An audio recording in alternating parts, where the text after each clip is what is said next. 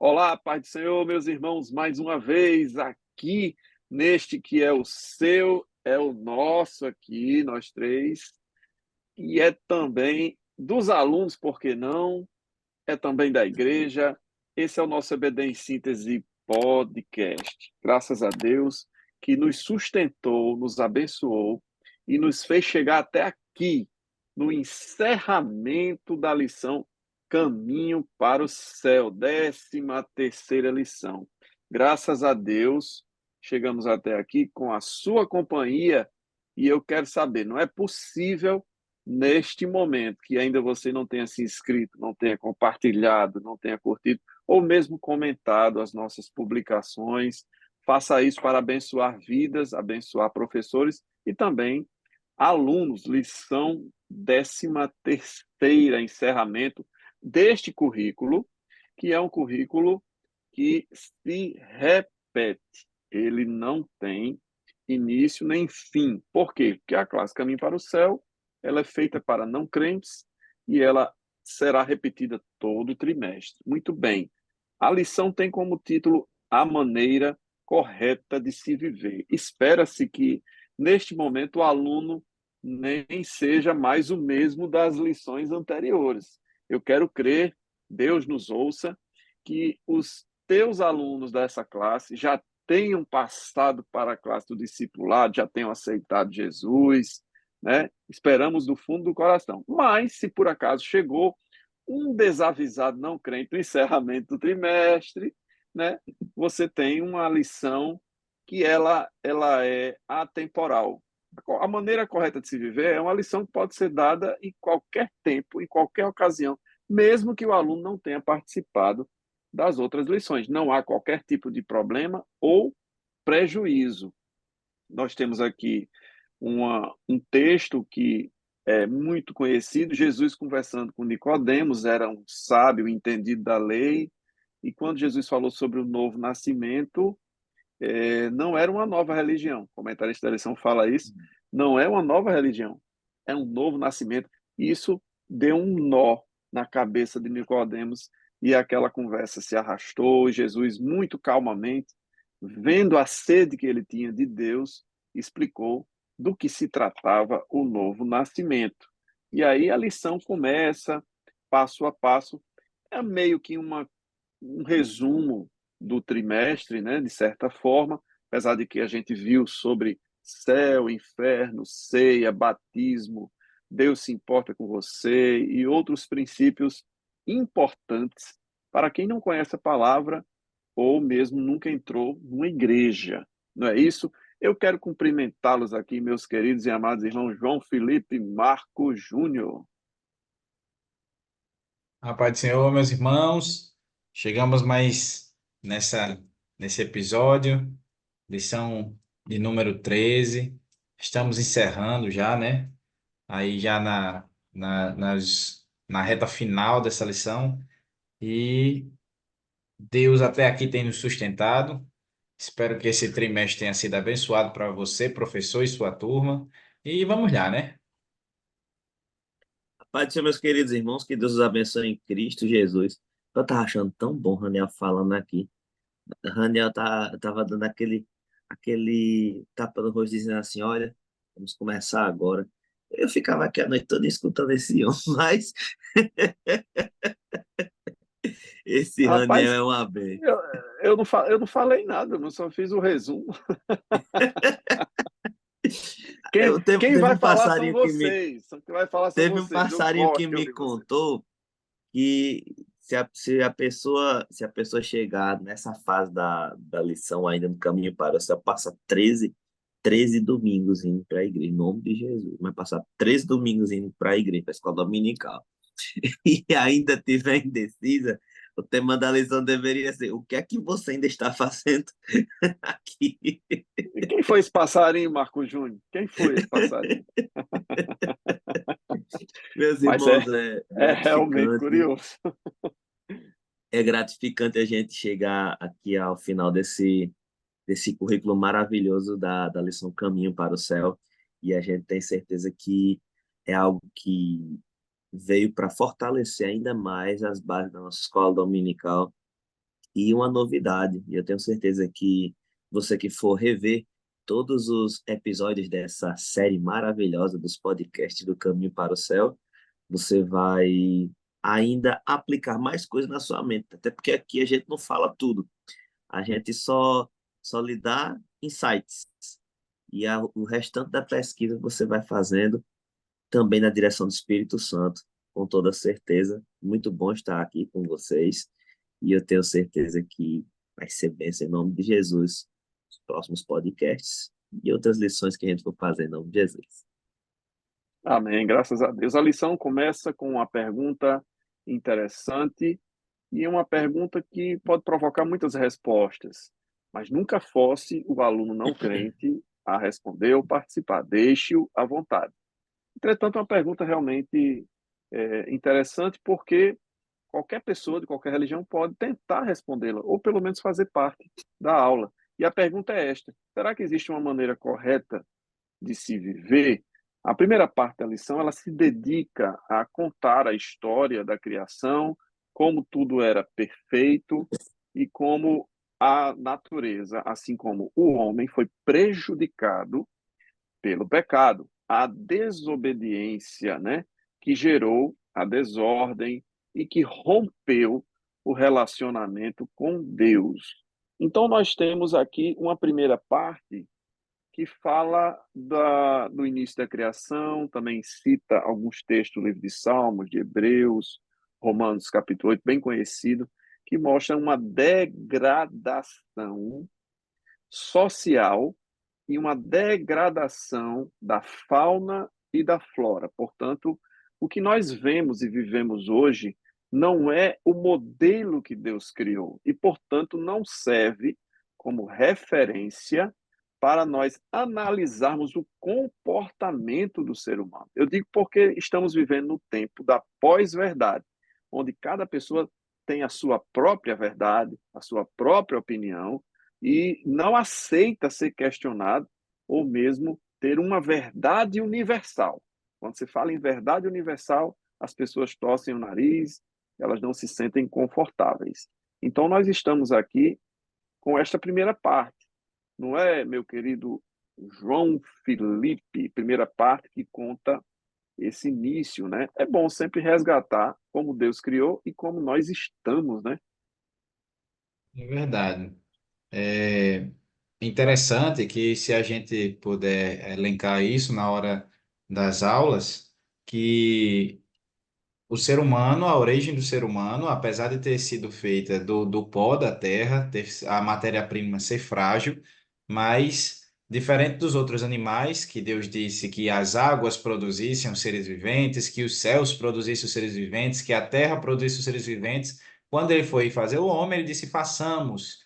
Ele estava ali ativamente ali fazendo, moldando o ser humano, e ele mesmo soprou em suas narinas o sopro de vida. Então a gente vê que, se assim como o peixe, ele não consegue ficar fora d'água porque foi a água que o criou, a essência do peixe é a própria água, assim o ser humano tem sua essência que vem do próprio Deus. Então, quando Deus o cria, ele está ali na sua plenitude, está ali vivendo no jardim da forma ideal. E como nosso irmão Raniel já falou aqui, depois do pecado, a gente não tem uma evolução humana. Muito pelo contrário, o pecado fez com que todas aquelas características que Adão tinha de organismo perfeito decaíssem até o estado que o homem se encontra hoje. A gente fala na ciência da lei da entropia de Lavoisier e outras coisas mais que mostram que o universo não se organiza naturalmente, ele se desorganiza, né, Marco Júnior? Então, falar que as coisas estão melhorando sem Deus não bate com a história bíblica, né? É verdade. E a gente olha o resumo da ópera toda, a desobediência do homem que gerou toda essa desordem, a manifestação da vontade do homem de seguir os próprios desejos, mesmo que, a despeito disso, Deus tivesse dito que faria o homem à sua imagem e semelhança, esse termo traduzido dos escritos hebraicos significa essência, estrutura. A mesma estrutura da essência de Deus estava colocada, estava posta no homem. Não a estrutura física, porque não há como comparar o tamanho do nosso Deus, a magnitude do nosso Deus, a estrutura do nosso Deus. Ele é infinitamente grande. Mas um pouco da essência de Deus foi colocada pelo próprio Deus no homem. E o homem abdicou dessa razão, dessa vivência, dessa realidade para fazer com que os seus próprios desejos fossem satisfeitos. Quando ele desobedece ao Senhor, a ordenança que Deus havia dado a ele, de não comer o fruto da árvore do conhecimento do bem e do mal que estava posta no meio do jardim do Éden, ele acaba infringindo uma lei básica que rege o mundo, que é a obediência ao Senhor. É o princípio e o temor do Senhor também, a obediência e o temor ao Senhor é o princípio de toda sabedoria, porque quando a gente teme, a gente obedece. E isso ocasionou uma quebra de relacionamento. Se você imaginar que a Bíblia fala que Deus, toda a viração do dia, descia para falar com o homem. Vocês já imaginaram isso, Raniel e João? Deus descer para falar com o homem. Olha só que extraordinário o que Adão tinha lá no Jardim do Éden. Que coisa ele tinha, que presença ele gozava, que alegria ele tinha de ter a presença do Criador do universo vindo falar com ele, vindo avaliar ele, como é que ele estava, entendeu? Presencialmente. Então, É, esse relacionamento foi rompido, mas essa barreira, ela as pessoas falam sobre algo intrigante de uma forma religiosa hoje em dia, mas essa barreira que foi colocada pelo homem é uma barreira que vai além de todos os parâmetros religiosos, é uma barreira relacional. É Deus se relacionando com o homem, a barreira foi relacional. Houve uma quebra de relacionamento, houve uma quebra de contato, e o que acabou ocasionando toda essa desordem que nós estamos falando aqui agora. Desordem no ecossistema, desordem na maneira como a mulher teria seus filhos, a gravidez agora seria mais dolorosa para a mulher, entre tantas outras coisas. Os dias do homem foram contados, e você pode ler no livro do Gênesis que existe uma quantidade de pessoas que tiveram quase 1000 anos de vida, mas ao passar do tempo os anos foram diminuindo, diminuindo, diminuindo, e Deus foi fazendo isso em virtude da quebra de princípio ou da quebra de relacionamento que houve no Jardim do Éden. Isso é muito maravilhoso, triste, mas maravilhoso, porque nós contemplamos a justiça de Deus em tudo isso. você falou do mau funcionamento, né? E João falou da origem do homem. Eu estava vendo a genealogia escrita por Lucas, e quando ele está no finalzinho do capítulo 3, ele vai dizendo, e Cainã de Enos, e Enos de Sete, e Sete de Adão, e Adão de Deus. De Olha, a Deus. origem vem do Senhor. A gente vê também, por exemplo, quando Deus fala com Abrão, ainda Abrão, ele diz, anda na minha presença e ser perfeito. Gênesis capítulo 17, versículo 1. E já no fim das coisas, quando ele escreve através de João capítulo 14, ele diz assim: E se eu for e vos preparar um lugar, vos levarei para mim mesmo. Interessante que ele não cita necessariamente um lugar físico, mas ele cita o lugar que é ele mesmo. Então, a intenção de Deus sempre foi manter um contato estreito com o homem, né? Como o Marco bem falou, na viração do dia, a origem que João citou, né? Que nós somos de Deus, criaturas de Deus, o fôlego de vida foi soprado apenas nas narinas dos homens, certo? Então, Deus sempre quis esse relacionamento.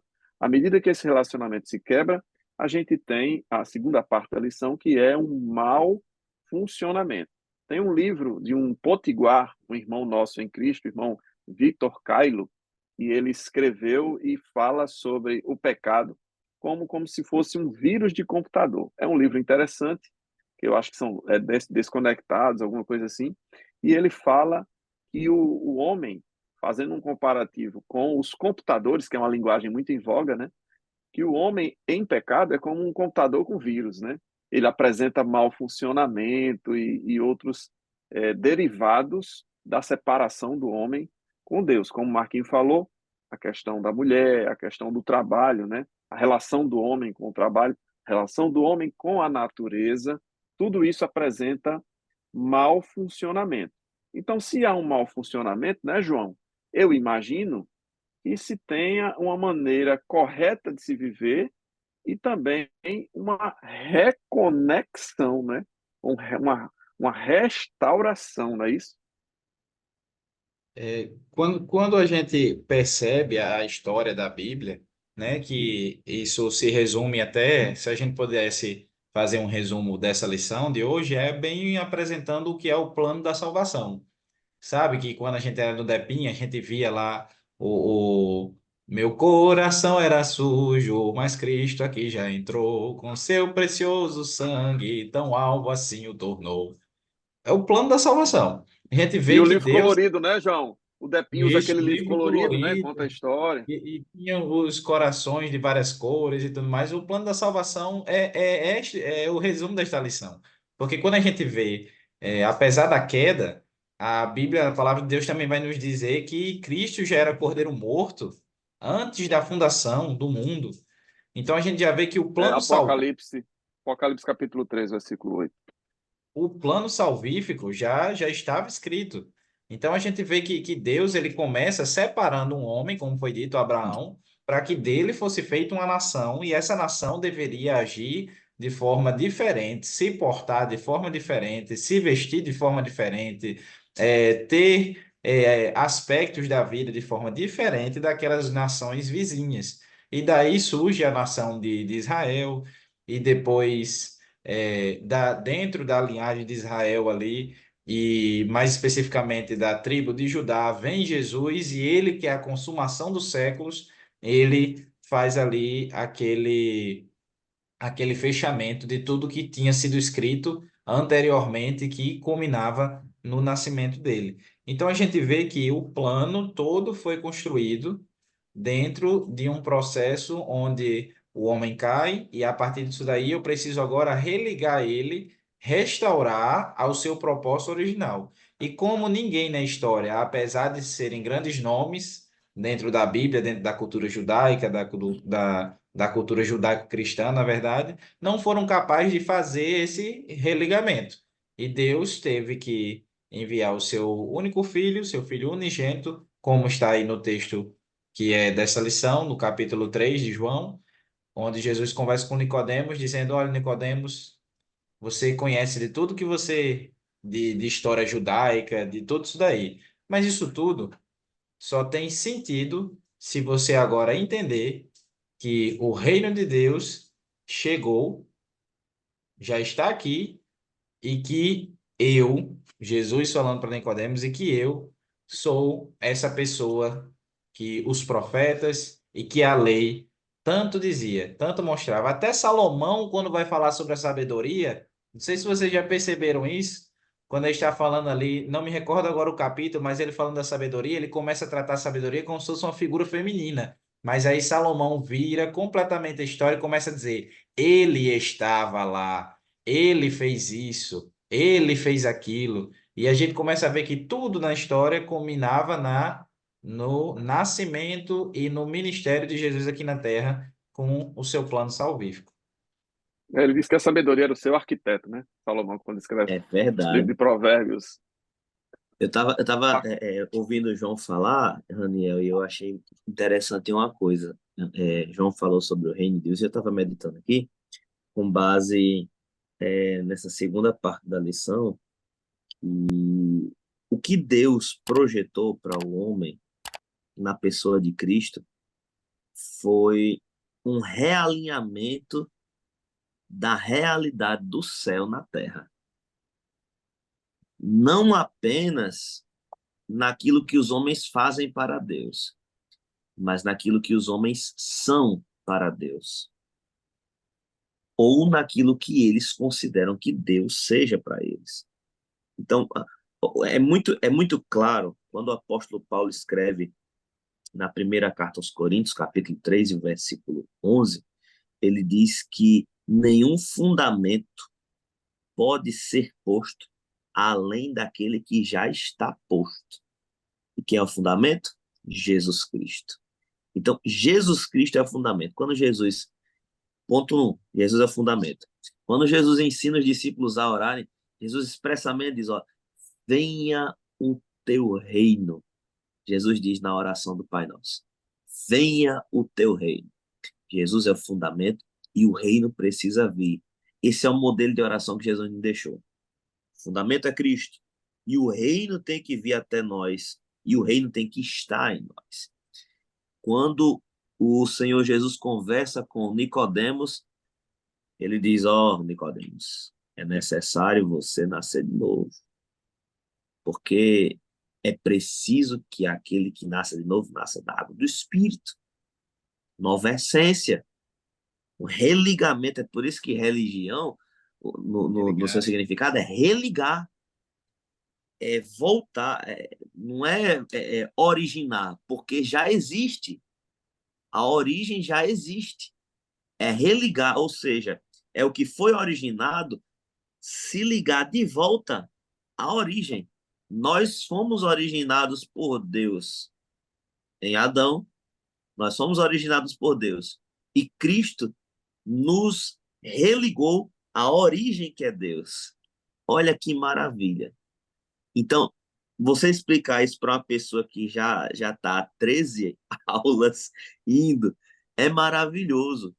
Ela já vai estar entendendo um pouco do que é o manifestar da graça de Deus através de Cristo.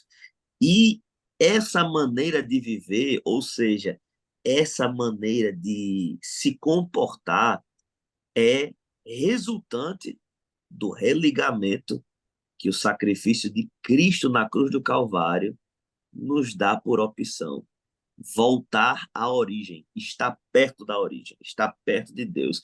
E não apenas estar perto aqui na terra, mas é muito mais do que apenas estar aqui na terra. Voltar à origem não é você apenas sentir a essência de Deus em você, mas é no futuro bem próximo, porque Jesus pode voltar a qualquer momento, nós estarmos diretamente ligados à origem, que é o Senhor, louvando e exaltando o nome dele na eternidade. Olha que maravilha. Muito bem. A gente tem aqui na segunda parte da lição uma característica inerente ao ser humano que ninguém mais, nem ninguém da criação, nem o animal, nem mesmo a fauna vai poder resolver. Então ele está dizendo o seguinte: o destino está selado para toda a criação, só o homem tem vontade própria para mudar este destino.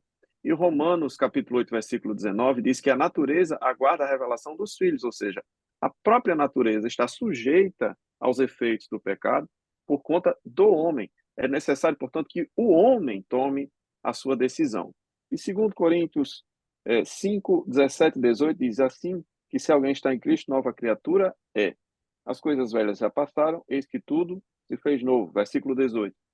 E tudo isso provém de Deus, que nos reconciliou consigo mesmo por Jesus Cristo e nos deu o ministério da reconciliação. E aí entramos na terceira parte da lição. O ministério da reconciliação e a restauração do propósito original. Ora, nós sabemos que o propósito de Deus na criação foi manter este relacionamento com o homem em perfeita harmonia e para louvor da sua glória. Portanto, restabelecemos a glória que foi destituída, né? Todos pecaram e destituídos estão da glória de Deus, Romanos 3, 23. Então, nós entramos aqui na terceira parte, que é a da religação, né? Da restauração. E que começa, né? Ponto 3.1, com o processo de transformação. E aí, meu caro professor, aproveite, fale da necessidade de uma decisão pessoal por Cristo. É necessário haver uma transformação por um novo nascimento que vem da confissão. É, portanto, um ponto necessário para ser falado com muita clareza. Não use palavras açucaradas nem meias verdades. Seja sincero, seja objetivo e fale da necessidade de uma decisão por Cristo. Não é isso, João? Nada de ficar rodeando demais, né? É.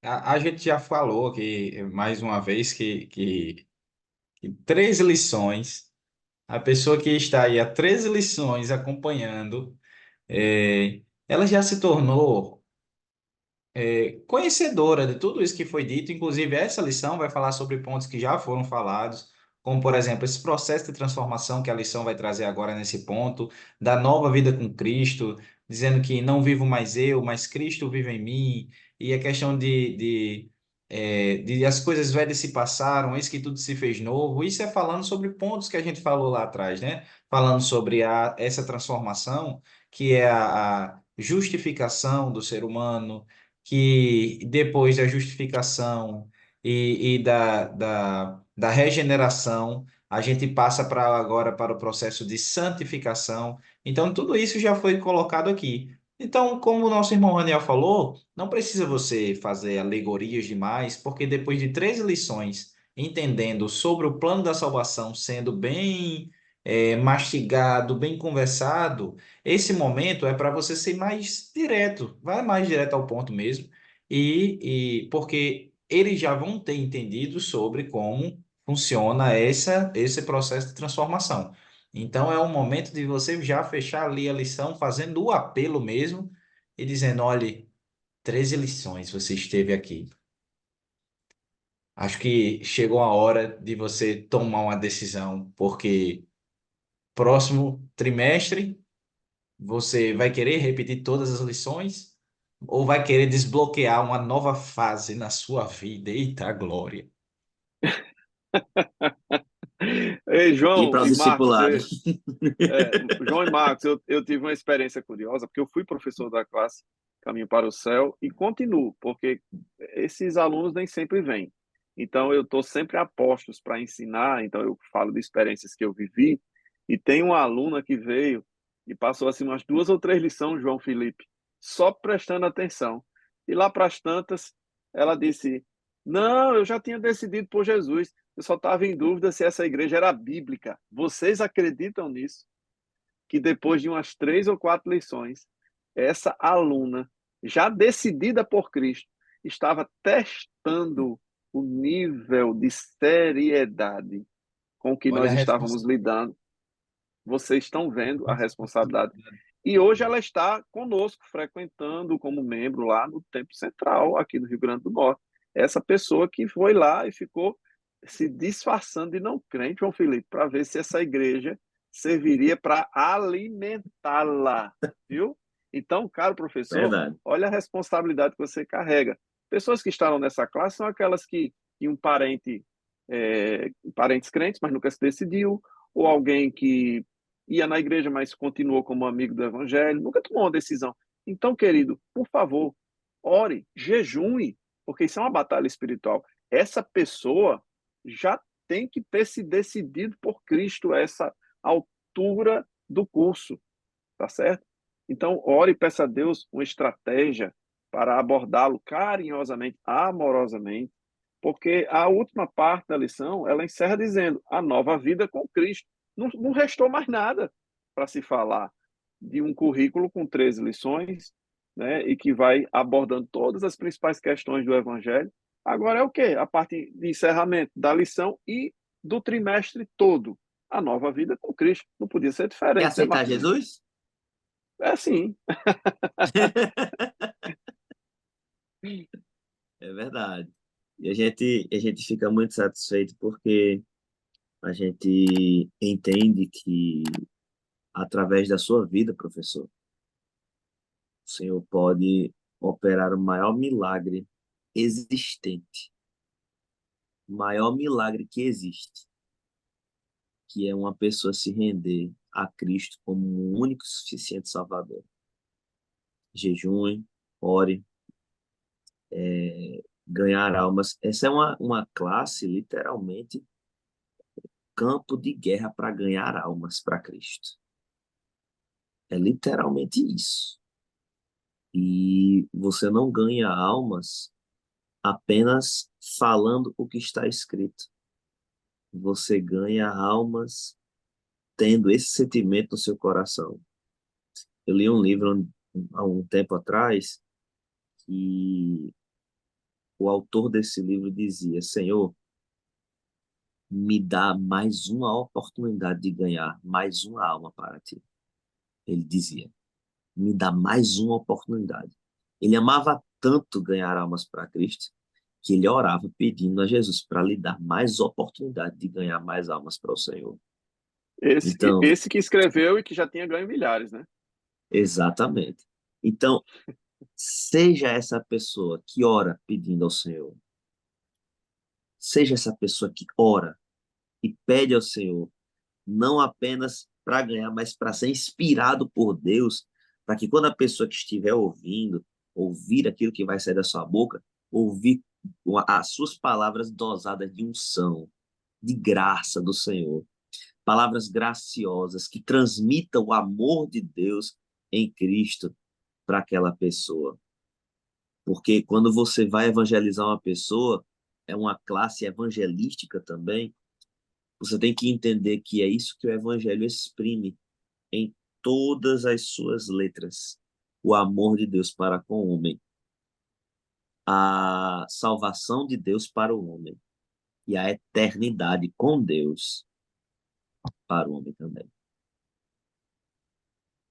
Amém. Eu me dou por satisfeito, eu me sinto honrado por ser professor dessa classe e por estar gravando também um podcast. E eu sei que muito mais do que jogar conhecimento para fora ou tentar impressionar, nunca se esqueça, caro professor, que esta é uma obra do Espírito Santo. Não tente convencer, apenas exponha a palavra, mas vá espiritualmente preparado para esta sala. Faça jejum, faça oração, diante de Deus, apresente a sua vida com uma conduta pura e libada, para que o Espírito Santo faça esta obra, tá certo? Não é um trabalho de convencimento.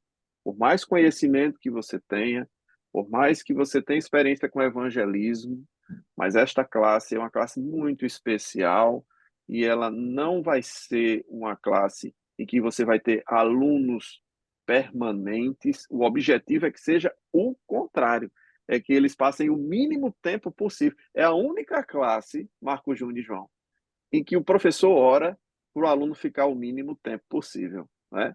Então, Verdade.